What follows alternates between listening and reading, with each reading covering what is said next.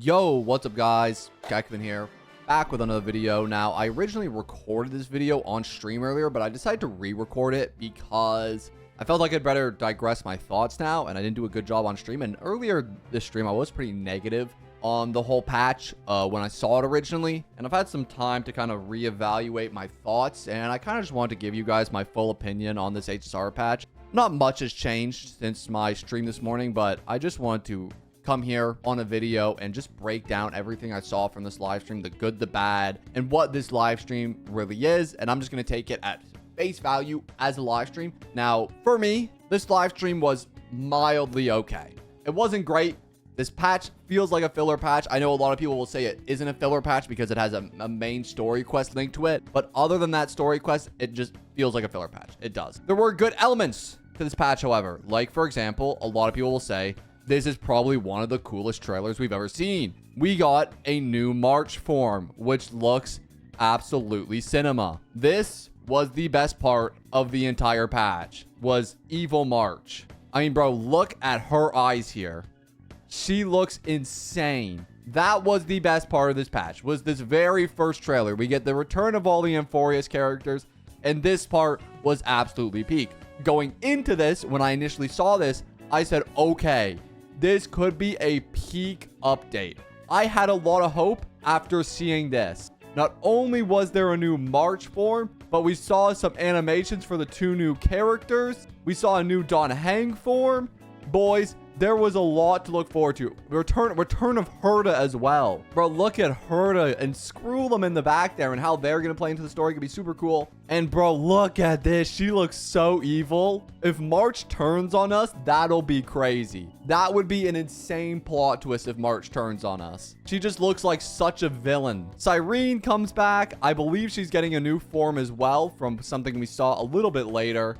Yeah, I believe this is her new form. She has some longer hair in this. I think to some degree, this is an HI3 reference. Not that I would understand. I don't play the game, but as somebody who's a non-story person, this essentially means nothing to me, other than we might see these new forms and more updates coming later from now.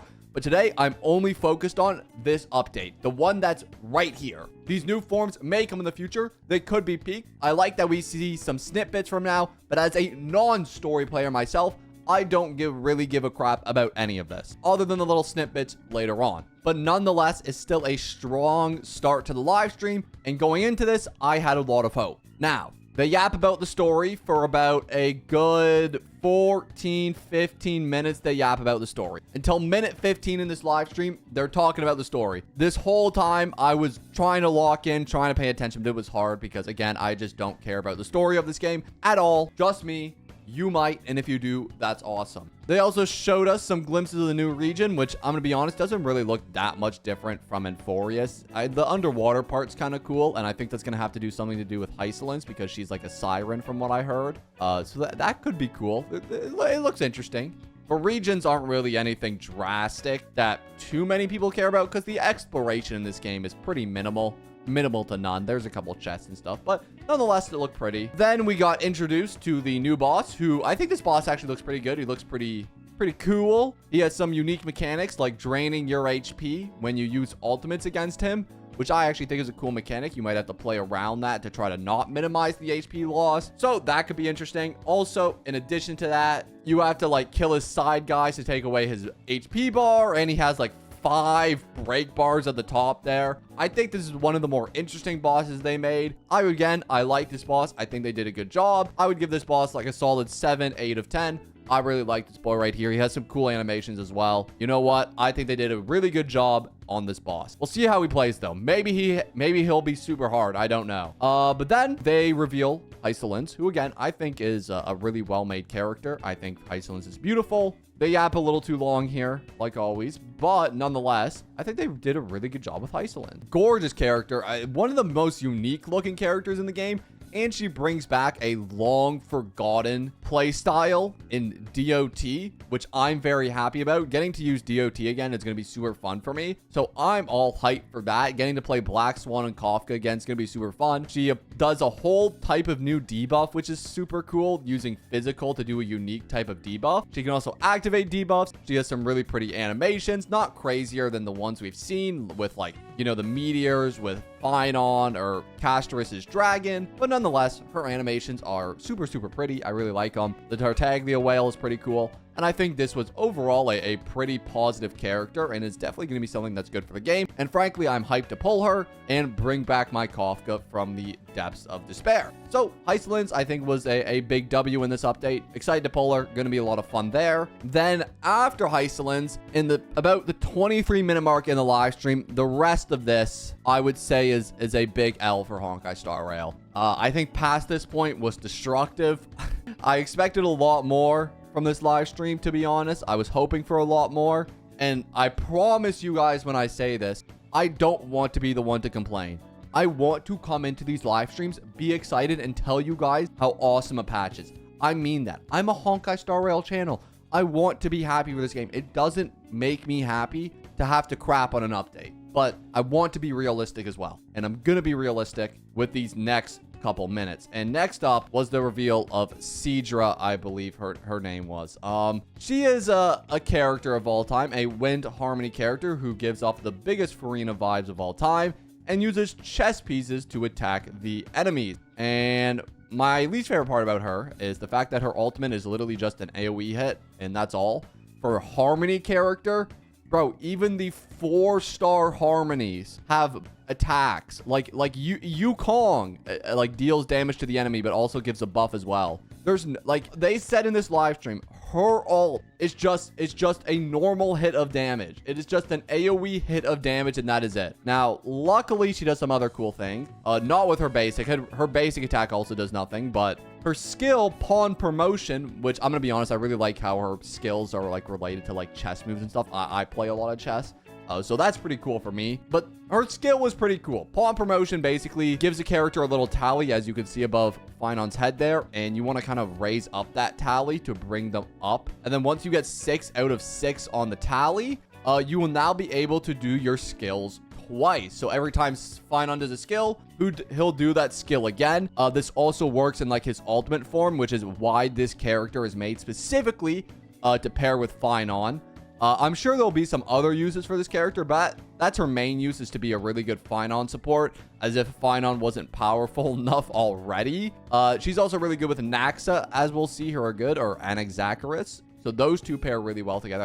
I think you can do like 4 attacks, which is pretty crazy. But other than that, she's just not a phenomenal character. I mean, maybe she'll have some more buffs. It's really hard to say. Maybe when we actually get some revelations about the character, maybe she'll have like a crit damage buffer in her kit. Maybe she'll have an attack or a speed buff or something. But from what I saw in this as a harmony character, she just doesn't seem like anything that crazy. I'm not also too crazy on her design. I think it's very gorgeous, but and then she does get off those hella Farina vibes. But I am personally more a bigger fan of hysilens, and frankly, I was generally a little disappointed with this character's kit. I think they could have done a little more with it. At least done something with her ultimate. Maybe made it regen energy or give a crit damage buff, or just like make her ultimate do anything, man. It's like just not a hit of damage. But that's my honest thoughts on Sidra. Just seems like a very, very simple character. Not that I'm against simple, but just wasn't all that impressive. Then we got the announcement of the banners, which shouldn't be surprising to anybody. It's hysilens and then the rerun Kafka, which was already announced. I think like last update, they announced that Kafka was getting a rerun. And then it's Sidra running alongside our girl Silverwolf, which again, nobody should be surprised about. They announced this quite a long time ago that Silverwolf and Kafka were going to get reruns. Maybe you were hoping for more reruns of more characters, but I honestly think this is fine. You have a little more incentive to pull Kafka now because of the addition of the DOT buffs. So I honestly think this is fine. And then we get to the worst part of the live stream, which was the events. This pizza, burger, salad event was something of all time. Maybe you're excited about this. I know some people in my chat were like, cinema, crazy event. But to me, you know, it looks pretty boring. I think if they had maybe done something like, if anybody's ever played like Overcooked, that could have been a lot of fun, and you did it with co-op. Or maybe we had like characters in this event, like maybe Sparkle or Akron, or we could interact with other characters. But just having everybody be a mem sprite, like, yeah, it'll be cute, but like, I need more than that to actually like make me care about an event. They have done better events than this. I don't think this is a greatest event of all time. It looks a little kiddish to me. But then again, a lot of the events have looked like that. So not for me. Maybe you'll enjoy this event, but personally, I don't love Mem that much to want to play through this entire thing. But then you guys will not believe what I'm about to show you with the rest of the events. The next 3 events are the rerun of the Penacony drink event where you serve drinks. And then it's a rerun of the Space Station Task Force event, which is literally just collect assignments. That's all you do in this event. It's just free Jades. And then, of course, free 10 pull, as usual. Nothing too uncommon there. And then they rerun Planner Fissure and Boys. That's it. Oh, and Garden of Plenty as well. Our events this update are double calcs drops, an assignment event, a rerun drink event, an event of serving salad. There's no content this patch other than the story. This has got to be one of the deadest patches of all time in terms of content. There is literally nothing. We're going to get a mini new region to explore, which honestly doesn't look all that different from Amphorius. Some of the worst events of all time. A hopefully 4 to 5 hour story, probably. And then some new character. That was it. I feel like they were thinking like Fate would be like this crazy cool patch so that they wouldn't maybe have to put as much effort into the next patch. But the Fate story ended up being so disappointing. Along with the event. The event was good. I like the event. But the Fate story was so disappointing that for the past 20 days, everybody has just been so burnt out of the game. And so they couldn't afford to fail with this live stream. And from what I saw, it felt like a somewhat failed live stream. Besides the first part, again, besides this, which is hype. But again, we don't know when this stuff will be coming out. We don't know when the new March is going to get here. We don't know when all this stuff will be here. But when it is here, I'm sure it will be cinema. It will be very, very cool. But I'm talking about the right now, the here and the now. This patch as a patch without the little teasers of what's coming next is not all that, to be honest. If you're a lore player, I'm sure you'll love this patch. Learning about the new March 7th, the new Dan Heng, what's happening with Cyrene, I'm sure that's cinema. But as a non-story player who plays mainly for the combat, the gameplay, the events, and stuff like that, and honestly, mostly for content, there's just nothing there. It's just such an empty pack. There was almost zero QOL changes. You know, you might want to say, oh, that's because they don't need to do it anymore. But frankly, they do. The fact that we still don't have artifact loadouts is a complete and utter shame. The only QOL change was the fact that we got Archer and Saber.